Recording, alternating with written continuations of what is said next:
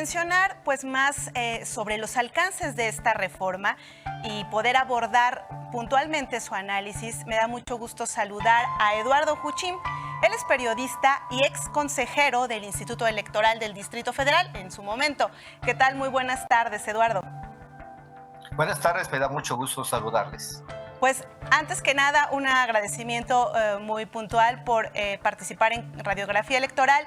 Y como bien le comentaba, vamos a desmenuzar esta reforma. Una reforma que ha sido muy criticada y cuestionada por la oposición porque, entiendo, toca algunos intereses. ¿Cuáles son esos intereses a los que están en riesgo, pues, para muchos grupos con esta reforma? Bueno, desde luego la principal afectación es para la burocracia dorada del Instituto Nacional Electoral, que se ha constituido a lo largo de los años con salarios superiores a los del presidente y con una serie de prestaciones y privilegios que no tienen cabida ya en en un gobierno, en un estado donde la austeridad es una de las banderas principales.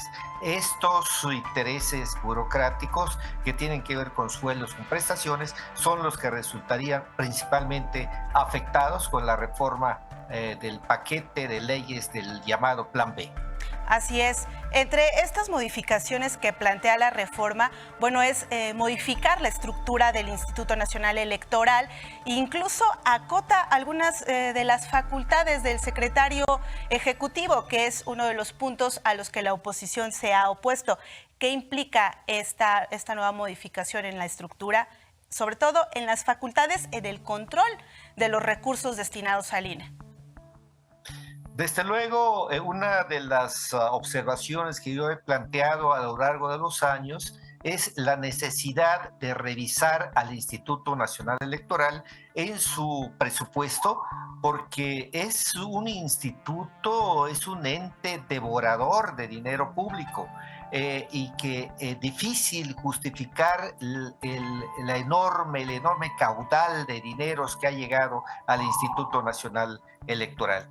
Y dentro de estas, estructuras que serían afectadas, está ciertamente la del secretario ejecutivo del Consejo General del Instituto Nacional Electoral, que, es tal la fuerza que tiene esta figura que sus atribuciones actuales son incluso mayores que los del consejero presidente. Y entonces concentra un gran poder, pero además ya Edmundo Jacobo Molina es un funcionario que lleva ya su tercero o cuarto periodo después de reelecciones consecutivas.